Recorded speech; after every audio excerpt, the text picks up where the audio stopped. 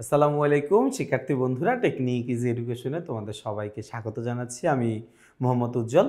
খেয়াল করে দেখো, আজকের এই ক্লাসে আমরা সমাধান করার চেষ্টা করব আমাদের ইজি অ্যাকাউন্টিং বইয়ের রোড টু মিশন 100 সাজেশনের 10ম অধ্যায় অর্থাৎ আর্থিক বিবরণী নামের যেই অধ্যায়টি রয়েছে সেই অধ্যায়ের 2 নম্বর সৃজনশীল প্রশ্নটি আমরা আজকের এই ক্লাসের মাধ্যমে সমাধান করার চেষ্টা করব। একটু যদি আমরা খেয়াল করে দেখি, আমাদের 2 নম্বর প্রশ্নে আমাদেরকে কি বলেছে। আমাদেরকে বলেছে অনিক ট্রেডার্সের 2022 সালের 31শে ডিসেম্বর সমাপ্ত বছরে অর্জিত মোট মুনাফা 1,45,000 টাকা। অর্থাৎ আমাদের এই প্রশ্নে মোট মুনাফার পরিমাণ দেওয়া আছে। উক্ত তারিখে রেওয়া মিল ও অন্যান্য সমন্বয় সমূহ নিম্নরূপ। কি বলা আছে ভাইয়া? 8% ব্যাংক ঋণ 1/5/2022, তার মানে জানুয়ারি, ফেব্রুয়ারি, মার্চ, এপ্রিল, মে মাসের 1 তারিখে এই ব্যাংকের ঋণটা নিছে। তাইলে মে, জুন, জুলাই, আগস্ট, সেপ্টেম্বর, অক্টোবর, নভেম্বর, ডিসেম্বর, তার মানে এই যে ব্যাংক ঋণের টাকাটা এইটা আমার প্রতিষ্ঠান ব্যবহার করতে পারছে 8 মাস। ওকে, 8 মাস। যন্ত্রপাতি বলা আছে, আচ্ছা আমরা একটু দাগ দিয়ে ফেলি যা যা বলা আছে। যন্ত্রপাতি বলা আছে হচ্ছে 2 লক্ষ টাকা। তারপরে ভাড়া 8 মাস, ভাড়া 8 মাসের বলা আছে 48,000 টাকা। নিরীক্ষা ফি বলা আছে হচ্ছে 9,000 টাকা। উপভাড়া 8,000 টাকা। যন্ত্রপাতির পুঞ্জীভূত অবচয় 10,000 টাকা। যন্ত্রপাতির পুঞ্জীভূত অবচয় কত টাকা ভাইয়া? যন্ত্রপাতির পুঞ্জীভূত অবচয় 10,000 টাকা। সঞ্চয়পত্র 96,000 টাকা। কমিশন হচ্ছে 2,000 আর 3,000 টাকা। তার মানে ডেবিট পাশেরটা হচ্ছে কমিশন প্রদান, ক্রেডিট পাশেরটা হচ্ছে কমিশন প্রাপ্তি। ভাইয়া যেহেতু কমিশন দুইটা আছে, ডেবিট পাশেরটা ব্যয়, ক্রেডিট পাশেরটা আয়, তাহলে কমিশন প্রাপ্তি একটা, আর একটা হচ্ছে কমিশন প্রদান। আচ্ছা, এরপর হচ্ছে সঞ্চয়পত্রের সুদ 5,000 টাকা। এরপরে হচ্ছে নিট বিক্রয়ের পরিমাণ দেওয়া আছে কত টাকা ভাইয়া? নিট বিক্রয়ের পরিমাণ আমার দেওয়া আছে হচ্ছে 2,09,000 টাকা। আচ্ছা, 2,09,000 টাকা। এরপরে দেখি ভাই আমাদের সমন্বয়ে কি বলা আছে। আমার প্রশ্নের সমন্বয়ে বলছে যে নিরীক্ষা ফি, সমন্বয়ে কি বলছে? সমন্বয়ে বলছে নিরীক্ষা ফি 1,500 টাকা অগ্রিম প্রদান করা হয়েছে। নিরীক্ষা ফি কই আছে? এই যে নিরীক্ষা ফি 1,500 টাকা অগ্রিম প্রদান করা হয়েছে। উপভাড়া 10 মাসের পাওয়া গিয়েছে। উপভাড়া কই? উপভাড়ার পাশে লিখে রাখলাম 2। 3 নম্বর, যন্ত্রপাতির উপর 5% অবচয় ধার্য করতে হবে। যন্ত্রপাতি কই? যন্ত্রপাতি কই? এই তো, যন্ত্রপাতির উপর 5% অবচয় ধার্য করতে হবে। আচ্ছা, এরপরে 4 নম্বরে কি বলছে? 2,000 টাকার অনাদায়ী কমিশন। অনাদায়ী, দেখো অনাদায়ী আমি আদায় করতে পারি নাই ভাইয়া। অনাদায়ী আমি আদায় করতে পারি নাই। আমি কি ব্যয় হইলে আদায় করতে পারি নাই, নাকি আয় বলে আদায় করতে পারি নাই? যেটা ব্যয় হইলে তো আমি টাকা দেই ভাইয়া। ভাইয়া ব্যয় হইলে আমি টাকা দেই, আয় হইলে আমি টাকা পাই। তাহলে অনাদায়ী মানে হচ্ছে আয়, অনাদায়ী হচ্ছে আয়ের টাকাটা আমি আদায় করতে পারি নাই। অনাদায়ী মানে আয়ের টাকাটা আমি আদায় করতে পারি নাই। ওকে, এরপর আমরা একটু খেয়াল করে দেখি আমাকে কি বলছে ভাই। আমাকে বলছে যে বিক্রিত পণ্যের ব্যয়ের পরিমাণ নির্ণয় করো। ক নম্বরে কি বলছে ভাইয়া? ক নম্বরে বলছে বিক্রিত পণ্যের ব্যয়ের পরিমাণ নির্ণয় করো। একটু খেয়াল করে দেখো, আমরা একটা সূত্র জানি। সূত্রটা কি জানি ভাইয়া? আমরা একটা সূত্র জানি, সেটা হচ্ছে মোট মুনাফা সমান সমান নিট বিক্রয় মাইনাস বিক্রিত পণ্যের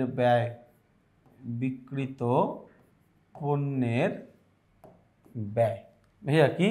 মোট মুনাফা সমান সমান নিট বিক্রয় মাইনাস বিক্রিত পণ্যের ব্যয়। এটা আমরা সবাই জানি মোট মুনাফা বের করার সূত্র। আমার প্রশ্নে কি বের করতে বলছে? বলছে বিক্রিত পণ্যের ব্যয় বের করো। তাহলে খেয়াল করে দেখো, আমরা এখানে বিক্রিত পণ্যের ব্যয় বের করার জন্য আমরা এখানে কিছু বীজগণিতের কিছু নিয়ম ব্যবহার করব বা অ্যালজেব্রার কিছু নিয়ম ব্যবহার করব। একটু খেয়াল করে দেখো, আমাদের মোট মুনাফা সমান সমান নিট বিক্রয় মাইনাস বিক্রিত পণ্যের ব্যয়। এই যে বিক্রিত পণ্যের ব্যয়টা আমার ডান পাশে, হাতের ডান পাশে মাইনাস আকারে আছে, সমান সমানের ডান পাশে কি আকারে আছে? মাইনাস আকারে আছে। এটাকে যদি আমি হাতের বাম পাশে নিয়ে আসি তাহলে খেয়াল করে দেখো, বিক্রিত পণ্যের ব্যয়, এটা প্লাস হয়ে যাবে, সমান সমান নিট বিক্রয়ের জায়গায় নিট বিক্রয়ই থাকবে, তাহলে সমান সমান নিট বিক্রয়। আর এই পাশে মোট মুনাফা, এই পাশে প্লাস আকারে আছে, এই পাশে আমি নিয়ে আসলে মাইনাস হয়ে যাবে। এই পাশে প্লাস আকারে আছে মোট মুনাফা, সমান সমানের বাম পাশ থেকে ডান পাশে নিয়ে আসলে কি হয়ে যাবে? মাইনাস হয়ে যাবে, তাহলে মাইনাস মোট মুনাফা। এখন আমরা আসো মান বসাই। আমার মোট মুনাফা বলা আছে 1,45,000 টাকা, আর নিট বিক্রয় বলা আছে 2,09,000 টাকা। ভাইয়া নিট বিক্রয় কত টাকা বলা আছে? ভাইয়া নিট বিক্রয় বলা আছে 2,09,000 টাকা। 2,09,000 নিট বিক্রয় কত বলা আছে? 2,09,000 টাকা। তাহলে আমরা এখানে এই যে সূত্রের মধ্যে মান বসাই, 2,09,000 মাইনাস মোট মুনাফা। মোট মুনাফা কত? 1,45,000। 1,45,000। তাহলে এই জায়গায় একটু খেয়াল করে দেখো, 2,09,000 মাইনাস 1,45,000 করলে কত আসে ভাইয়া? আসে হচ্ছে 64,000 টাকা। এবং আমার বিক্রিত পণ্যের ব্যয়ের পরিমাণও কত? বিক্রিত পণ্যের ব্যয়ের পরিমাণ হচ্ছে আমার 64,000 টাকা। মানে এটা তো আমি এইভাবে করছি তোমাদেরকে বোঝানোর জন্য, যাতে করে তোমরা সহজে আসলে জিনিসটা বুঝতে পারো। পরীক্ষার হলে তুমি যদি এইভাবে উত্তর করতে চাও করতে পারবা, এইভাবে উত্তর করলেও তোমাকে নাম্বার দিবে, এমন না যে এইভাবে উত্তর করলে তোমাকে নাম্বার দিবে না। এইভাবে উত্তর করলেও তুমি নাম্বার পাবা, অথবা তুমি যদি চাও যে এইভাবে তুমি ছকের মাধ্যমে উপস্থাপন করবা, হ্যাঁ এই যে তুমি যদি চাও এইভাবে ছকের মাধ্যমে উপস্থাপন করবা, এইভাবে করলেও তুমি কিন্তু নাম্বারটা পাবা। অর্থাৎ নিট বিক্রয় থেকে আমি কেন মোট মুনাফা বাদ দিলে বিক্রিত পণ্যের ব্যয় আসবে, এই জিনিসটা আসলে তোমাদেরকে সহজে বোঝানোর জন্য আমি সূত্রটা ওইভাবে লিখেছিলাম। ওকে, এরপরে দেখো আমাদের খ নাম্বার প্রশ্নে কি বলেছে? বলেছে উপর্যুক্ত তথ্য হতে পরিচালন মুনাফা বা ক্ষতির পরিমাণ নির্ণয় করো। ভাইয়া আমার প্রশ্নে মোট মুনাফা বলা আছে 1,45,000 টাকা। 1,45,000 টাকা। সিস্টেমটা কি জানো? মানে সিকোয়েন্সটা কি? সিকোয়েন্সটা হচ্ছে মোট মুনাফা এটার সাথে বিয়োগ করতে হয় পরিচালন ব্যয়। এটা বিয়োগ করে দিলে যেটা আসে ওইটার নাম হচ্ছে পরিচালন মুনাফা। ওকে, এই পরিচালন মুনাফার সাথে যোগ করতে হয় অন্যান্য আয়, বিয়োগ করতে হয় অন্যান্য ব্যয়। তাইলে আমার চলে আসে হচ্ছে নিট মুনাফা, তাই না? তাহলে এখানে একটু খেয়াল করে দেখো, আমার প্রশ্নে 1,45,000 টাকা মোট মুনাফা আমাকে বলে দিছে। আমার প্রশ্নে আমাকে 1,45,000 টাকা মোট মুনাফা বলে দিছে। আমি এখন কি করব? পরিচালন মুনাফা বের করব। ভাইয়া আমি এখন কি করব? আমি এখন পরিচালন মুনাফা বের করব। তাইলে আমি যদি এই মোট মুনাফা 1,45,000 টাকা থেকে, ভাইয়া এই যে মোট মুনাফা যে 1,45,000 টাকা দেওয়া আছে, এই মোট মুনাফা 1,65,000 টাকা থেকে আমি যদি কি করতে পারি? পরিচালন ব্যয়গুলো বাদ দিয়ে দিতে পারি। আমি যদি পরিচালন ব্যয়ের পরিমাণগুলো বাদ দিয়ে দিতে পারি, তাহলে যেটা আসবে ওইটাই তো আমার জন্য কি হবে? ওইটাই তো আমার জন্য পরিচালন মুনাফা হবে, তাই না? আচ্ছা, তাহলে পরিচালন ব্যয়গুলো আমি বাদ দিব, পরিচালন ব্যয়গুলো আমি একটা একটা একটা একটা করে বাদ দিব। ওকে, তাইলে আমি সবার প্রথম আগে একটু লিখে নিই এখানে। সবার প্রথমে আমি একটু লিখে নিব, কি লিখে নিব ভাইয়া? সবার প্রথমে এই যে আমি লিখে নিলাম মোট মুনাফা প্রশ্নে প্রদত্ত কত টাকা, 1,45,000 টাকা বাদ পরিচালন ব্যয়। সিরিয়ালে যাব, যেটা পাবো ওইটা লিখবো। সবার প্রথমে আমি পাইলাম যন্ত্রপাতি। 3 নম্বরে যন্ত্রপাতি 3 নম্বর সমন্বয় বলছে যন্ত্রপাতির উপর 5% অবচয় ধার্য করতে হবে। যন্ত্রপাতির উপর 5% অবচয় ধার্য করতে হবে। যন্ত্রপাতি হচ্ছে 2 লক্ষ টাকা। আচ্ছা, তাহলে যন্ত্রপাতির অবচয়টা আমি বের করি। হ্যাঁ, এই যন্ত্রপাতির অবচয়টা আমি একটু বের করি। কি বের করবো? যন্ত্রপাতির অবচয়। যন্ত্রপাতির অবচয় সমান সমান ভাইয়া যন্ত্রপাতির অবচয় কত টাকা? এই যে দেখো, যন্ত্রপাতি আমার এখানে বলা আছে 2 লক্ষ টাকা। কত পার্সেন্ট অবচয়? 5%। তাহলে 2 লক্ষ 1 2 3 4 5 ইন্টু 5%। 2 লক্ষ ইন্টু 5%। 1 2 3 4 5 ইন্টু 5%। 2 লক্ষ 5% কত? 1 2 3 4, 10,000 টাকা। তাহলে আমার যন্ত্রপাতির অবচয় কত টাকা? 10,000 টাকা। যন্ত্রপাতির অবচয় এটা একটা পরিচালন ব্যয়, তাইলে এটাকে আমি পরিচালন ব্যয় লিখব। এই যে যন্ত্রপাতির অবচয় কত টাকা? 10,000 টাকা লিখলাম এখানে, 10,000 টাকা। ওকে, ফাইন। এরপরে আমরা প্রশ্নে আসবো, দেখি আর কি কি পরিচালন ব্যয় আছে। এরপরে আছে ভাড়া 8 মাসের কত টাকা? 48,000 টাকা ভাড়া। একটু খেয়াল করে দেখো, ভাড়া বাবদ ব্যয়ের পরিমাণটা বাইর করি আমরা। আমার প্রশ্নে বলা আছে ভাড়া ব্র্যাকেটে বলা আছে 8 মাস, টাকার অঙ্ক বলা আছে 48,000 টাকা। তার মানে এখানে বোঝাচ্ছে আমি যে ভাড়া বাবদ 48,000 টাকা দিলাম, আমি যে ভাড়া বাবদ 48,000 টাকা দিলাম, এটা আমি দিছি 8 মাসের জন্য। কয় মাসের জন্য? 8 মাসের জন্য। ভাইয়া মনে রাখা লাগবে 1 বছর সমান সমান 12 মাস। 1 বছর সমান সমান কয় মাস? 12 মাস। 1 বছর সমান সমান কয় মাস? 12 মাস। আমি ভাড়া দিছি 8 মাসের, তাহলে ভাড়া বকেয়া আছে কয় মাসের? 4 মাসের। ভাড়া বকেয়া আছে কয় মাসের? 4 মাসের। আমি 1 নম্বর সৃজনশীলে তোমাদেরকে বলছিলাম আর্থিক বিবরণীর ক্ষেত্রে সবচেয়ে বড় নিয়ম হচ্ছে বকেয়া থাকলে যোগ করতে হয়, অগ্রিম থাকলে বিয়োগ করতে হয়। আর্থিক বিবরণীর ক্ষেত্রে সবচেয়ে বড় নিয়ম হচ্ছে বকেয়া থাকলে যোগ, অগ্রিম থাকলে বিয়োগ। তাহলে ভাইয়া আমার ভাড়া দেওয়ার কথা ছিল 12 মাসের, আমার ভাড়া দেওয়ার কথা ছিল কয় মাসের? 12 মাসের। আমি দিছি কয় মাসের ভাইয়া? 8 মাসের। আমার দেওয়ার কথা ছিল 12 মাসের, আমি দিছি 8 মাসের। তাহলে 4 মাসের টাকা কি আমার বকেয়া আছে না ভাইয়া? 4 মাসের টাকা আমার কি আছে? বকেয়া আছে। তাইলে যে টাকাটা বকেয়া আছে ওইটা যোগ করা লাগবে। যে টাকাটা বকেয়া আছে ওটা যোগ করা লাগবে। তাহলে আমি জায়গায় লিখি যোগ বকেয়া, তাই না? এই তাহলে যোগ বকেয়া। আচ্ছা, যোগ বকেয়া। বকেয়ার টাকাটা কিভাবে বের করবো ভাইয়া? এই যে 48,000 ডিভাইডেড বাই 8, এই 48,000 টাকাকে আমি যদি 8 দিয়ে ভাগ করি তাহলে কি 1 মাসের টাকা বের হবে না? কয় মাসে বের হবে? 1 মাসের বের হবে। গুণ করব কত দিয়ে? 4 দিয়ে। গুণ করব কত দিয়ে? 4 দিয়ে। তাইলে 48,000 ভাগ 8 গুণ 4 কত? 24,000 টাকা। 1 2 3, 24,000 টাকা। ওকে, এখন যোগ করে দিই তাহলে ভাইয়া 48,000 যোগ 24,000, তাইলে মোট ভাড়া বাবদ ব্যয়,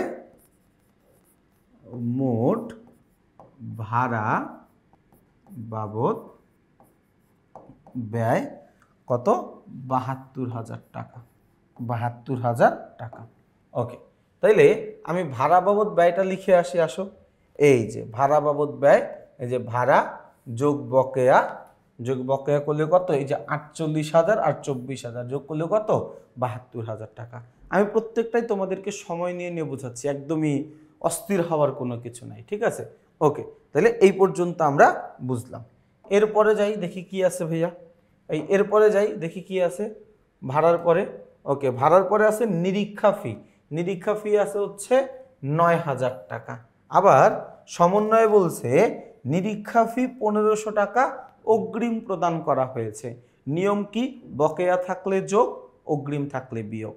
বকেয়া থাকলে যোগ, অগ্রিম থাকলে বিয়োগ। তাহলে নিরীক্ষা ফি কত? ৯,০০০ টাকা। নিরীক্ষা ফি কত দেওয়া আছে ভাইয়া? এই নিরীক্ষা ফি দেওয়া আছে কত?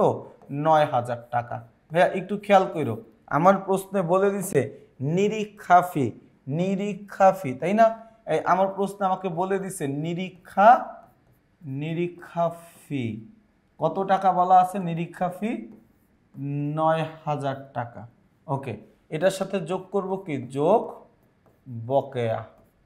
এটার সাথে যোগ করব কি? যোগ করব বকেয়া না, বিয়োগ করব অগ্রিম, কারণ এখানে আমার অগ্রিম ছিল। বিয়োগ অগ্রিম। অগ্রিম কত টাকা বলা আছে ভাইয়া? ১৫০০ টাকা। অগ্রিম কত টাকা বলা আছে? ১৫০০ টাকা। অগ্রিম কত বলা আছে? ১৫০০ টাকা। তাইলে ৯,০০০ মাইনাস ১৫০০, তাহলে কত আসে এখানে ভাইয়া? ৭,৫০০ টাকা। ৭,৫০০ টাকা। তাইলে মোট নিরীক্ষা ফি, মোট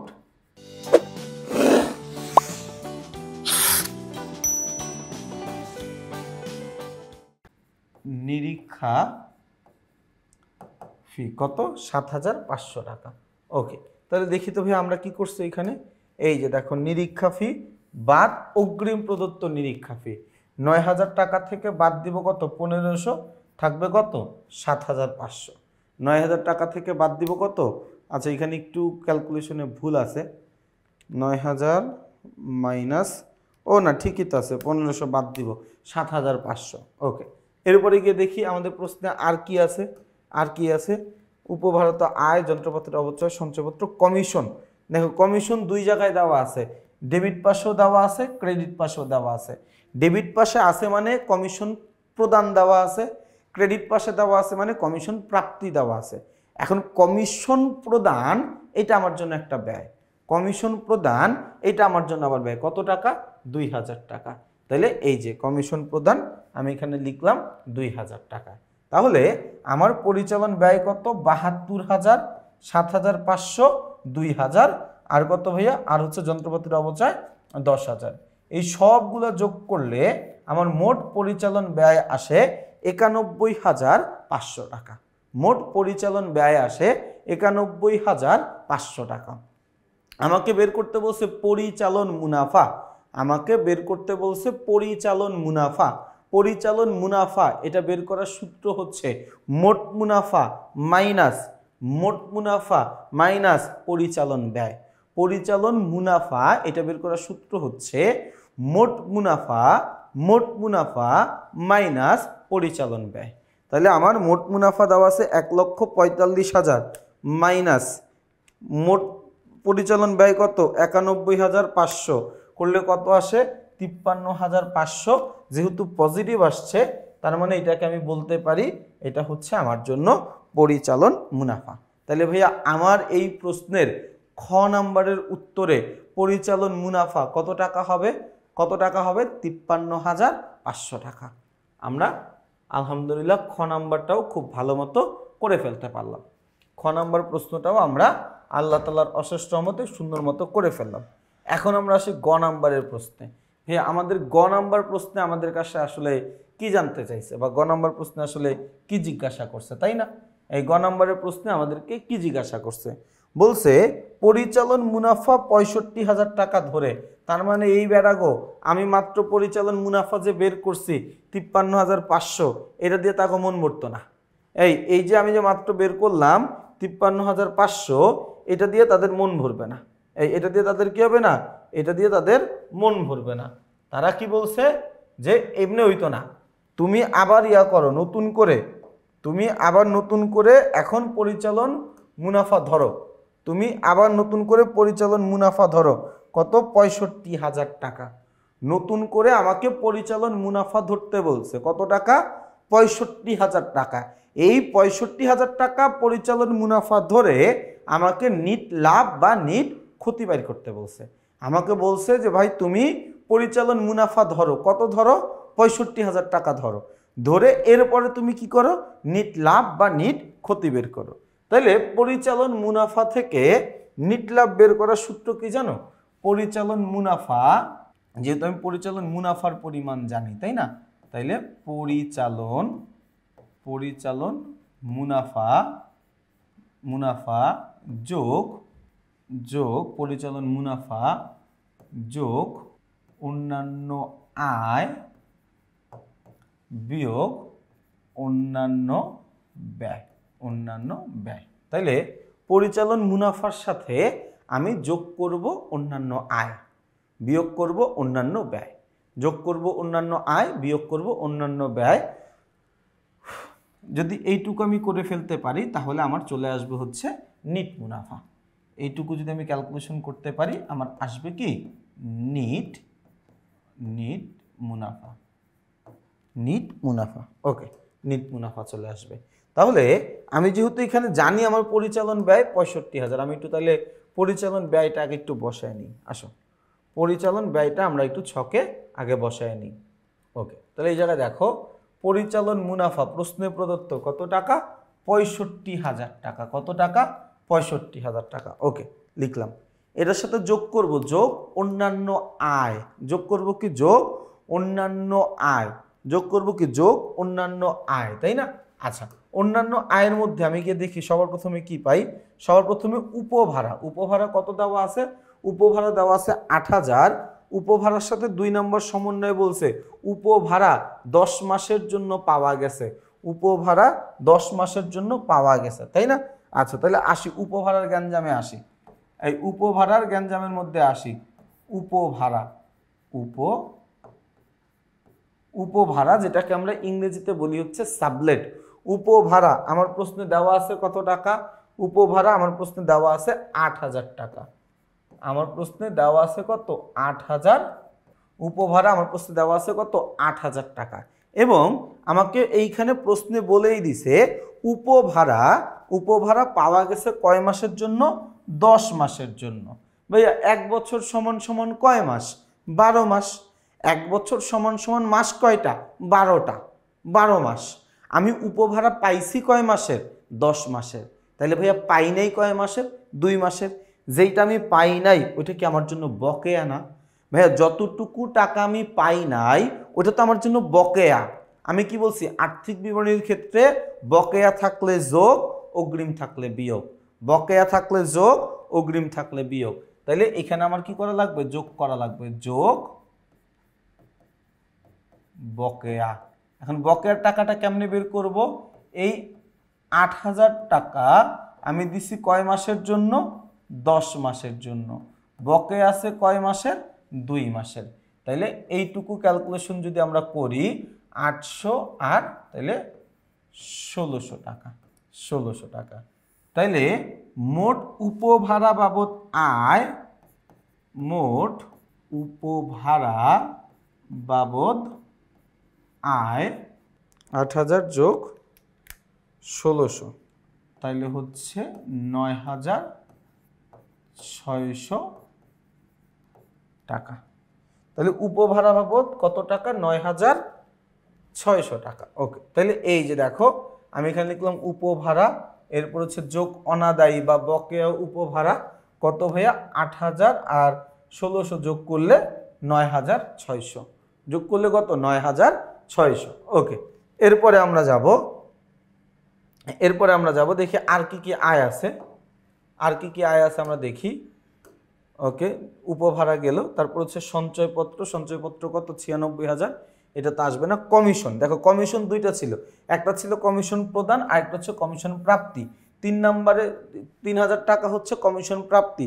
৪ নম্বরে একটা সমন্বয় ছিল, বলছে ২,০০০ টাকার কমিশন অনাদায়ী আছে। ভাইয়া দেখো অনাদায়ী অর্থাৎ যেটা আমি আদায় করতে পারি নাই, অনাদায়ী যেটা আমি আদায় করতে পারি নাই, অনাদায়ী আমি যেটা আদায় করতে পারি নাই, এই শব্দটা, এই লাইনটা আয়ের সাথে যায়। কারণ আয়ের কাছ থেকে আমি টাকা পাবো, আয়ের কাছ থেকে আমি টাকাটা পাবো, আয়ের কাছ থেকে আমি টাকাটা পাবো, তাই না? তাইলে এই যে আমি যে আয় পাইলাম না, কমিশন ৩,০০০ আর অনাদায়ী কমিশন কত? ২,০০০ টাকা। কত টাকা ভাইয়া? 2000 টাকা, তাই না? এই যে দেখো কমিশন লিখলাম, প্রাপ্ত কমিশন যোগ অনাদায়ী কত টাকা? 2000 টাকা। তাহলে 2000 আর 3000 যোগ করলে কত? 5000। দেখো অনাদায়ী কমিশনের জায়গায় তুমি চাইলে বকেয়া কমিশনও লিখতে পারো, কোনো অসুবিধা নাই। অনাদায়ীর আরেক নাম হচ্ছে বকেয়া, অনাদায়ীর আরেক নাম হচ্ছে বকেয়া, অগ্রিমের আরেক নাম হচ্ছে অগ্রিম প্রদত্ত, তাই না? তো তুমি চাইলে এখানে লিখতে পারো, কোনো অসুবিধা নেই, অনাদায়ী এই শব্দটা লিখতে পারো। আচ্ছা, এরপরে দেখি তো ভাইয়া আর কি কোনো অন্যান্য আয় আছে? হ্যাঁ, এই যে সঞ্চয়পত্র, না সঞ্চয়পত্রের সুদ। দেখো সঞ্চয়পত্র হচ্ছে বিনিয়োগের সুদ, বিনিয়োগের সুদ একটা অন্যান্য আয়, বিনিয়োগের সুদ এটা একটা অন্যান্য আয়। বিনিয়োগের সুদ কত? 5000 টাকা। বিনিয়োগের সুদ 5000 টাকা একটা অন্যান্য আয়। এই যে বিনিয়োগের সুদ 5000 টাকা, এটা একটা অন্যান্য আয়। তাহলে আমি আয়গুলো সব যোগ করি, আমার হচ্ছে 9600, 5000, 5000, এগুলো সব যোগ করলে আমার 19600। 65000 আর 19600 যোগ করলে 84600। যোগ করলে কত? 84600। যোগ করলে কত? 84600। ওকে, এই জায়গা থেকে বাদ দিয়ে দিব, বাদ অন্যান্য ব্যয়। অন্যান্য ব্যয়ের মধ্যে কি আসবে জানো? এই যে 8% ব্যাংক ঋণ, এটা বলতে কি বোঝাচ্ছে? বোঝাচ্ছে আমার ব্যাংক ঋণের উপরে 8% হারে সুদ হবে। ব্যাংক ঋণের উপরে আমার 8% হারে সুদ হবে, তাই না? তাহলে আমরা ব্যাংক ঋণের সুদটা ক্যালকুলেশন করি। আসো, ব্যাংক ঋণের সুদ, ব্যাংক ঋণের সুদ, ব্যাংক ঋণের সুদ। আচ্ছা ভাইয়া, ব্যাংক ঋণের সুদ একটু খেয়াল করে দেখো ভাইয়া, আমি এই বিনিয়োগটা নিছি কবে? আমি এই বিনিয়োগটা নিছি মে মাসের 1 তারিখে। এই বিনিয়োগটা আমি নিছি কবে? মে মাসের 1 তারিখ। অর্থাৎ মে, জুন, জুলাই, আগস্ট, সেপ্টেম্বর, অক্টোবর, নভেম্বর, ডিসেম্বর, কয় মাস ব্যবহার করছি? 8 মাস। একদম অঙ্ক যখন পড়ছিলাম তখনই আমি লিখে দিছিলাম যে এই ঋণটা আমি 8 মাস ব্যবহার করছি, তার মানে এইটার উপরে সুদ যা হবে ওইটা আমি 8 মাসের সুদ ধরবো। তাহলে 1,20,000 ঋণের সুদ, ঋণের সুদ, ঋণের সুদ সমান সমান 1,20,000 ইন্টু 8%। ভাইয়া 1,20,000-এর উপরে আমি 8% করলে আমার আসবে কত জানো? 1,20,000 ইন্টু 8% করলে আমার আসবে হচ্ছে 9,600। 1,20,000-এর উপরে 8% করলে আমার আসে 9,600। এই কত আসে ভাইয়া? আমার আসে হচ্ছে 9,600। এখন এখানে একটা কথা মাথায় রাখবা, আমি যখনই কোনো কিছুর উপরে পার্সেন্টেজ করি, আমি যখনই কোনো কিছুর উপরে পার্সেন্টেজ করি, তখন যেই অ্যামাউন্টটা বের হয় ওইটা বের হয় 1 বছর বা 12 মাসের। আমি যখনই কোনো কিছুর উপরে পার্সেন্টেজ করব, তখন যেই অ্যামাউন্টটা বের হবে ওইটা বের হবে 1 বছরের জন্য অথবা 12 মাসের জন্য। 1 বছরের জন্য অথবা 12 মাসের জন্য। এই যে আমি যে ঋণপত্র 1,20,000 টাকার উপরে 8% করব, 9,600 টাকা বের হবে, এটাও তো 12 মাসের বের হবে। আমার কি 12 মাসের লাগবে? আমার লাগবে কয় মাসের? 8 মাসের। তার কারণ আমি এটা ব্যবহার করছি কয় মাস? 8 মাস। তাইলে এই যে যেই অ্যামাউন্টটা বের হচ্ছে, যেই অ্যামাউন্টটা বের হচ্ছে, এটাকে আমি ভাগ করব 12 দিয়ে, গুণ করব 8 দিয়ে। তাইলে এই যে 9,600, এটাকে ভাগ করব আমি কত দিয়ে? এটাকে আমি ভাগ করব 12 দিয়ে, গুণ করব কত দিয়ে? 8 দিয়ে। তাহলে আসে কত ভাইয়া? এখানে আমার আসে হচ্ছে 6,400। শিওর 6,400? আরেকবার দেখি তো, 1,20,000 ইন্টু 8% ভাগ 12 গুণ কত? গুণ হচ্ছে 8। হ্যাঁ, 9,400, সরি 6,400 টাকা, 6,400 টাকা। তাইলে এই যে গিয়ে দেখো ভাইয়া, আমি এখানে লিখলাম এই যে ব্যাংক ঋণের সুদ কত টাকা? 6,400 টাকা। অন্যান্য আয় যোগ করার পরে যেই অ্যামাউন্টটা ছিল 84,600, এখান থেকে অন্যান্য ব্যয় শুধুমাত্র ছিল ব্যাংক ঋণের সুদ 6,400 বাদ দিব। 84,600 থেকে 6,400 বাদ দিব, তাহলে থাকবে 78,200 টাকা আমার। তাহলে নিট মুনাফার পরিমাণ 78,200 টাকা, 78,200 টাকা। তাহলে খেয়াল করে দেখো ভাইয়া, সমাধানের ক্লাসগুলো কিন্তু একটু বড় মনে হচ্ছে, অনেক লেন্দি মনে হচ্ছে, কিছু করার নাই ভাইয়া। আর্থিক বিবরণীর অধ্যায় একটু যদি তোমাকে সময় দিয়ে না বোঝাই তাহলে তো তোমার কাছে আসলে ক্লাসটা করার কোনো অর্থ থাকলো না। এজন্য আমার পক্ষে যতটুকু সম্ভব আমি প্রতিটা প্রশ্ন তোমাকে এইভাবে ভেঙে ভেঙে করানোর চেষ্টা করব। তোমার কাজ হচ্ছে বইয়ের মধ্যে যে কিউআর কোডটা আছে এই কিউআর কোডটা স্ক্যান করা। আর যারা যারা বইটা কেনো নাই তাদের জন্য কাজ হচ্ছে দুইটা, প্রথমত বইটা কেনা, দ্বিতীয়ত বইয়ের কিউআর কোডটা স্ক্যান করা। তোমাদের সবার জন্য রইল অনেক অনেক শুভকামনা। সবাই ভালো থাকবা, সুস্থ থাকবা, আমার জন্য বেশি বেশি করে দোয়া করবা। আসসালামু আলাইকুম।